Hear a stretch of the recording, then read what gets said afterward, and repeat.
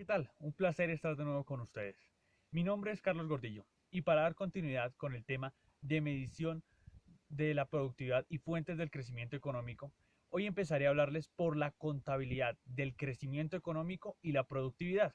Y es que esta puede entenderse como cualquiera de los métodos de descomposición de los elementos que contribuyen de manera directa al crecimiento del PIB, es decir, al Producto Interno Bruto. Como primer método de descomposición tenemos la descomposición por fuentes de la demanda agregada. Nos dice que se puede tener una contabilidad del crecimiento a partir de los componentes o fuentes de la demanda agregada. Como podemos observar ahí, tenemos una ecuación. Las variables que componen esa ecuación, que es la de la demanda agregada, están compuestas por la C, que significa el consumo, más la I, que viene siendo las inversiones, la G, correspondiente al gasto público, más X, que viene siendo las exportaciones, menos M, que son las importaciones. Eso quiere decir que tenemos las exportaciones netas.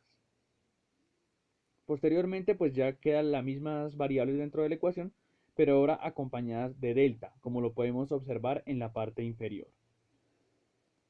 Luego dice, dividiendo ambos lados por y y multiplicando y dividiendo cada elemento del lado derecho por su valor inicial de la ecuación, entonces obtenemos esta ecuación que se encuentra un poco más extensa, como observamos tiene valores tanto arriba como abajo, que también puede escribirse como, ya viene siendo la ecuación inferior que vemos abajo que tiene ciertas particularidades, dentro de estas que presenta unos punticos.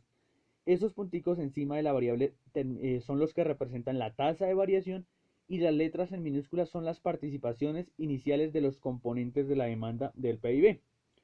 Entonces, esta descomposición nos dice que la contribución de cada fuente de demanda agregada al crecimiento económico total es el producto del crecimiento de dicha fuente por su participación en la demanda agregada total.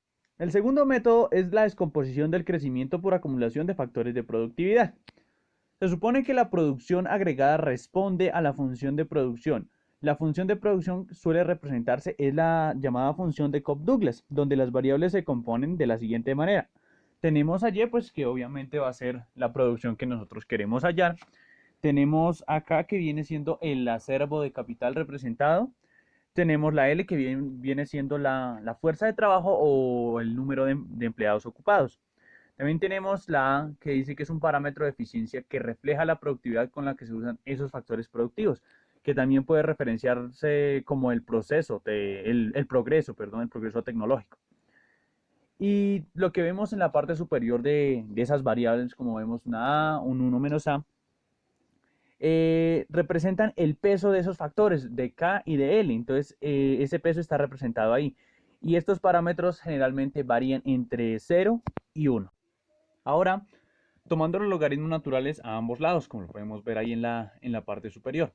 Luego se deriva totalmente, es decir, se toman los cambios respecto al tiempo. Luego obtenemos una expresión mucho más simple como la que vemos en la parte de abajo, y es que en una función de Cobb-Douglas esos coeficientes de ponderación siempre van a ser constantes. Una limitación del método sencillo de descomposición es que se ha presentado que no diferencia entre tipos de mano de obra.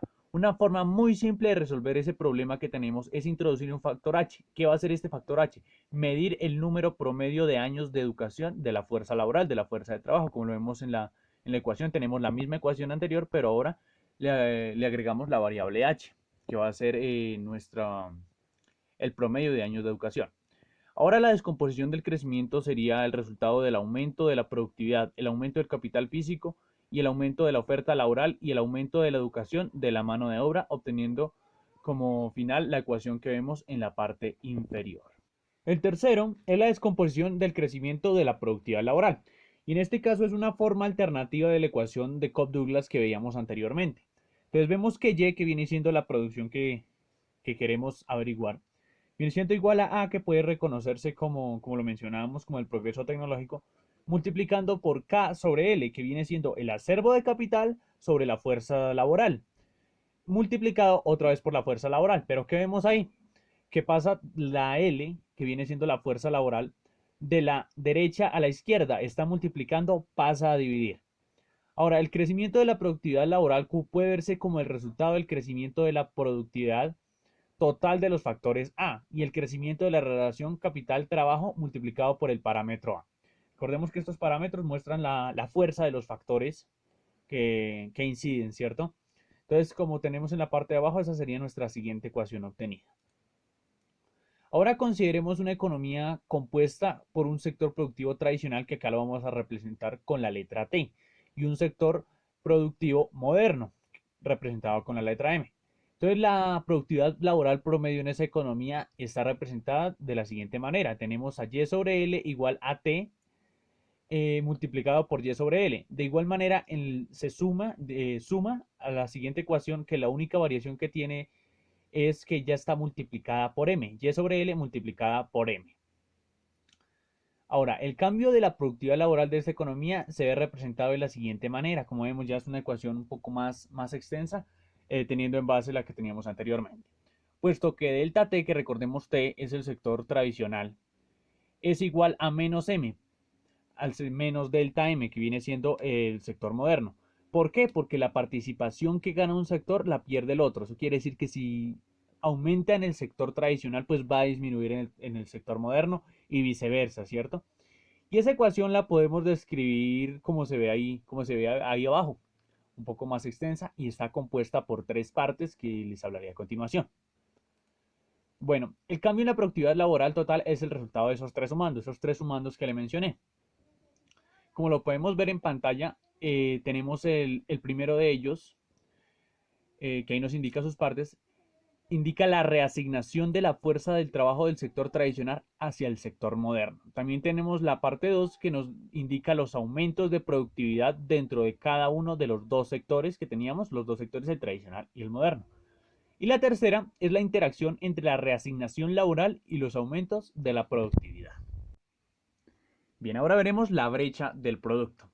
Entonces, la brecha del producto es la distancia relativa entre el PIB observado y el PIB potencial. Y debemos tener en cuenta diferentes conceptos, como que la economía va y viene entre momentos donde la actividad productiva es dinámica. ¿Eso qué quiere decir? Los auges. Hay épocas donde la producción se desacelera o cae en recesiones. Esto hace parte, como conocemos, del ciclo económico. Entre mayor sea la cantidad y calidad de los factores de producción y la eficiencia con que se usen, mayor es la producción agregada que podría llegar a alcanzar una economía.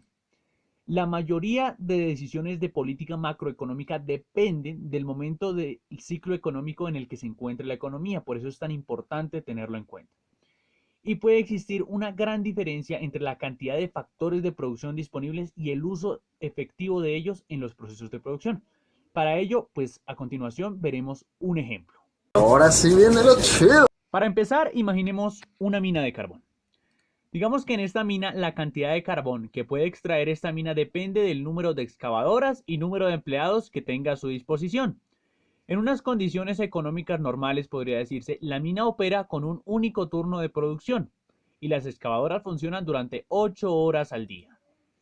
Ahora imaginemos que la economía entra en una fase de auge económico y la mina está interesada en aumentar la producción de carbón. Para ello, debe implementar un segundo turno de trabajo para que las excavadoras ya no funcionen 8 horas, ahora funcionen durante 16 horas al día. Por el contrario, piense ahora que la economía entra en una fase de recesión económica, que obliga a la mina a reducir su producción. Ya no es un auge, ahora vemos una recesión. Es posible que el turno de trabajo se reduzca únicamente a 4 horas diarias. En todo momento, el número de excavadoras a disposición, como vemos, era el mismo. Para nuestro ejemplo, utilizamos 2 excavadoras. La diferencia radica en el número de horas durante las cuales las excavadoras son utilizadas. Este ejemplo, como pudimos ver, nos ilustra cómo el nivel de producción depende tanto de la cantidad de factores de producción disponibles, en este caso el número de excavadoras, como el uso efectivo de los mismos. En este caso vimos el número y la longitud en los turnos de trabajo. Ahora hablemos de la fórmula. Tenemos la producción agregada se puede descomponer en. Observamos también una fórmula que nos dice Y igual a Y potencial más Y cíclico. Como sabemos, la Y significa producto. Ahora, para entender estas variables, tenemos que Y potencial es el valor del producto agregado que se obtiene si los factores de producción se utilizan bajo circunstancias económicas normales, mientras que Y cíclico es el efecto sobre el producto agregado debido a la sobreutilización o subutilización de los factores de producción. Hay que tener en cuenta que el uso efectivo de los factores de producción depende del momento del ciclo económico en el cual se encuentra la economía. Durante auges económicos, los factores de producción son sobreutilizados y el efecto del producto cíclico es positivo, que se puede ver representado como Y mayor que Y potencial. Cuando la economía atraviesa una época de desaceleración o recesión económica, los factores de producción son subutilizados y el efecto del producto cíclico es negativo. En este caso, Y es menor que Y potencial. Y ahí tenemos la fórmula en la parte final. Brecha igual a 1 menos Y potencial sobre Y potencial multiplicado por 100 igual a Y cíclico sobre Y potencial por 100. Una forma elemental de calcular el producto potencial consiste en estimar una línea de tendencia del PIB en logaritmos. El uso de logaritmos permite interpretar la pendiente de la línea de tendencia como la tasa de crecimiento. En este caso vemos una gráfica, un ejemplo, que representa el producto agregado observado y potencial para Colombia en billones de pesos constantes de 2005. Cabe aclarar que pues está representado en logaritmos.